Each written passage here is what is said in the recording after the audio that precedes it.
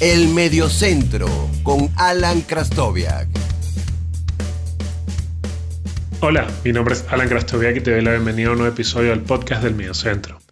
Este es un episodio que creo que el Mediocentro me debía a mí, porque los que me conocen de Twitter saben que mi familia es croata y en esta ocasión voy a hablar de la maravillosa primera generación de futbolistas croatas que lograron ese tercer puesto en Francia en 1998. Los Prosinecki, los Boban, los Zucker, los Slaven Bilic. Un equipo que todos recordamos, creo que los croatas y los no croatas recuerdan con cariño. Un equipo que logró algo impensado en ese momento y que luego otra maravillosa generación de jugadores croatas incluso mejoró. Pero bueno, sin más preámbulo, vamos a repasar cómo fue ese camino de esa generación que llegó muy madura a Francia 98, pero que antes ya había tenido un torneo importante, un torneo continental donde había demostrado la calidad de sus jugadores. Sin más preámbulo, repasemos la primera gran generación croata de jugadores. Escuchas El Mediocentro con Alan Krastoviak. Como todos saben, la aparición de Croacia en el fútbol internacional se da luego de que el país declara su independencia de lo que era Yugoslavia. Sin embargo, previo a esa declaración de independencia, Croacia jugó un partido no oficial el 17 de octubre de 1990 contra los Estados Unidos, donde ganan 2-1. Son transmitidos en UEFA el 3 de julio de 1992, jugando su primer partido amistoso oficial en abril del 93 ante Australia. Por obvias razones de tiempo, no le dio la oportunidad de jugar la clasificación rumbo a Estados Unidos 94, con lo que el primer gran torneo al cual tendrían la oportunidad de clasificar sería la Euro de 1996, que se jugó en Inglaterra. Croacia lograría la clasificación a esa Euro, comandados por Miroslav Blažević, el técnico, y con un grupo de futbolistas que eran ese núcleo duro de esa gran generación que todos recordamos. Por ejemplo, el portero Dražen Ladić, que en aquel momento jugaba en el Croacia Zagreb, Robert Jarni, que ya estaba en el Betis, Igor Stimac, que estaba en el Derby County, Slaven Bilic, que jugaba en el West Ham United, Robert Prosinecki, que apuraba sus últimos días en el Fútbol Club Barcelona, Davor Zucker aún en el Sevilla, Zvonimir Boban en el Milan, Alen Bocic en la Lazio, un delantero que tuvo muy mala suerte con las lesiones. Bocic venía de jugar en el Marsella y luego jugó en la Juventus, pero que incluso se perdería el Mundial de Francia 98 por una lesión. Mario Stanic aún en el Brujas y Goran Vlahovic aún en el Padova. Básicamente el equipo jugaba con Ladić, Stimac, Jerkan y Bilic, por los bandas Jarnic y Stanic, Asanovic, Boban y Prosinecki en el medio y Zucker y Vlahovic en la delantera. Vlahovic o Bocic, cualquiera de los dos. Obviamente Bocic cuando estaba en condiciones era titular por encima de Goran Vlahovic. El primer partido lo juegan ante Turquía, su debut internacional en un torneo, y lo ganan 1-0 precisamente con gol de Vlahovic. Luego derrotarían a la Dinamarca, que venía a ser campeón en el 92, 3-0 con goles de Zucker en 2 oportunidades y de Boban y un gol de Zucker en ese partido, una vaselina sobre Schmeichel, de esos goles que acostumbraba el tío Davor a marcar, que eran simplemente bellísimos. Y en el último partido de la primera ronda, Blažević mete algunos cambios, algunos suplentes, pierden 3-0 con una muy buena Portugal y los envía a los cuartos de final, donde se enfrentarían a Alemania, que sería la postre, el ganador del torneo, y los derrotaría 2-1. Goles de Klinsmann y Matthias Sammer para Alemania y de Davor Zucker, cuando no, para Croacia. Pero este partido sería el que marcaría la revancha un par de años después del encuentro de lo que hasta el 2018, lo que se jugó en el 2018, probablemente haya sido el punto más alto de Croacia en el fútbol internacional. Todos estos jugadores que les mencioné, todo este núcleo duro que estuvo en esta Euro del 96, a excepción de Bocic, estarían en el Mundial de Francia 98 más maduros, en un punto en el cual recordemos que en los años 90 la plenitud de un futbolista era alrededor de los 28, 29, 30 años, no como ahora que pasados los 30 todavía están incluso en esa plenitud. Y todos estos futbolistas llegarían muy maduros al Mundial de Francia 98, donde sería esa gran actuación que marcó el recuerdo de todos y que hasta que no fue superada por la de 2018, era la mejor actuación de Croacia en un Mundial.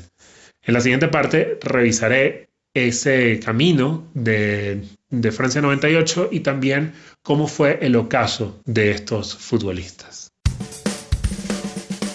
Escuchas El Mediocentro con Alan Krastoviak. Para el Mundial de Francia repetiría Blažević como técnico. Dražen Ladić seguiría siendo indiscutible en el arco. Robert Jarni aún en el Betis, Igor Stimac aún en el Derby County, Slaven Bilic ya había pasado al Everton, Robert Prosinecki había regresado a Croacia, ya un Prosinecki bastante mermado. Recordemos que era un futbolista que las lesiones nunca lo respetaron. Ya estaba de regreso en Croacia jugando para el Croacia Zagreb. Davor Šuker en todo su esplendor en el Real Madrid. Boban aún en el Milan. Mario Staric había llegado al Parma. Goran Vlahović había llegado al Valencia, donde no tuvo mucho éxito en realidad. Se cayó de la convocatoria Alen Bocic, a pesar de que había jugado la eliminatoria por una lesión, un golpe duro para Croacia previo al Mundial y que ponía en riesgo alguna de las posibilidades que tenía el equipo dentro del Mundial.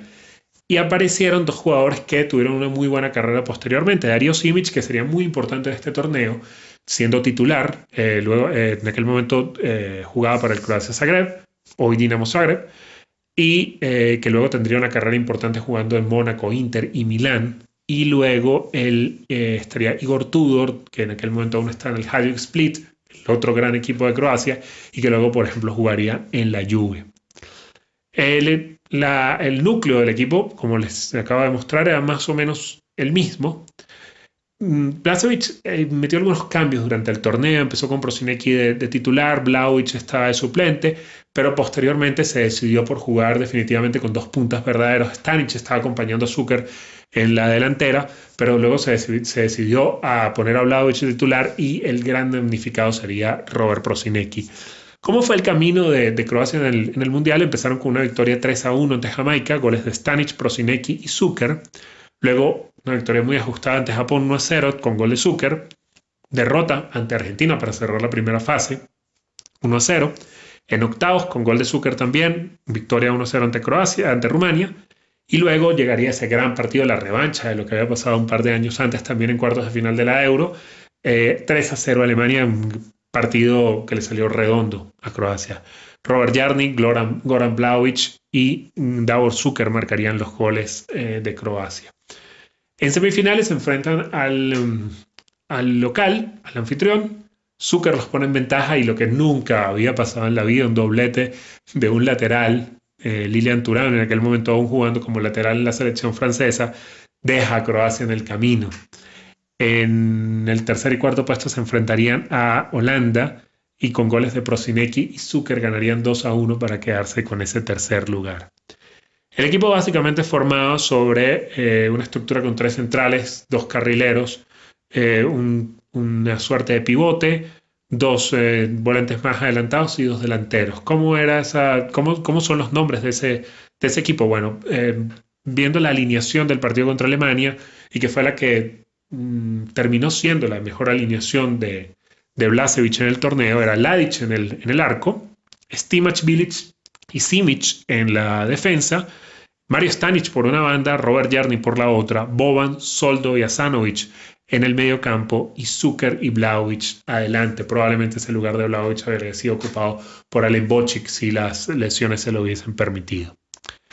Ya para la Euro del 2000, el equipo se queda fuera del torneo. Básicamente lo penalizaron un par de derrotas ante Irlanda y un último partido ante Yugoslavia en Zagreb. Empataron los 2 partidos, uno en Belgrado y el otro en Zagreb. Yugoslavia pasa directo a la Euro con 17 puntos, Irlanda queda segundo con 16 y Croacia se queda fuera con 15. Ese último partido de haberlo ganado ante Yugoslavia le hubiese permitido a Croacia clasificar primero y dejar fuera al gran rival de la Euro. Ya para 2002 logran volver al Mundial, quedan en el grupo con Italia, con México y con Ecuador, derrotan a Italia en el segundo partido, pero pierden el primero con México y el tercero con Ecuador. De la gran generación quedaban Zucker, Prosinecki, Bocic, Stanic, Jarni y Soldo, pero por ejemplo Zucker estaba con 34 años ya jugando en el 1860 Múnich, Robert Prosinecki tenía ya 33, Alen Bocic tenía 32, Mario Stanic tenía 30, Robert Jarni con 33 ya jugando en Grecia, Soldo ya con 34, asomaban los hermanos Kovac por allí, asomaba Ivica Olic también por allí, pero esta generación de grandes futbolistas, digamos que tuvo un final no acorde a la historia que tuvieron como jugadores dentro de la selección croata.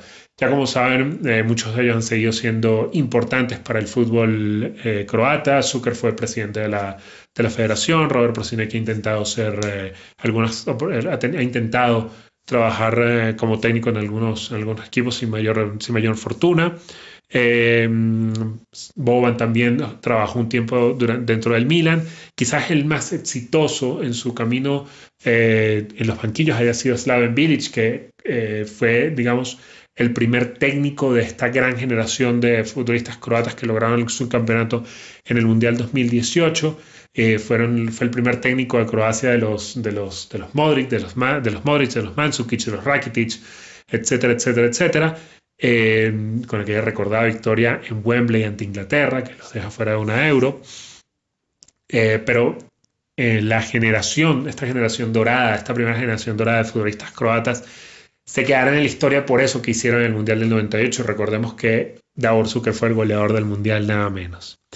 Muchísimas gracias por haber escuchado este episodio. Fue para mí un placer, como siempre, haberlo grabado, haberlo hecho, especialmente que es un episodio muy especial para mí con el equipo del país de mi abuelo.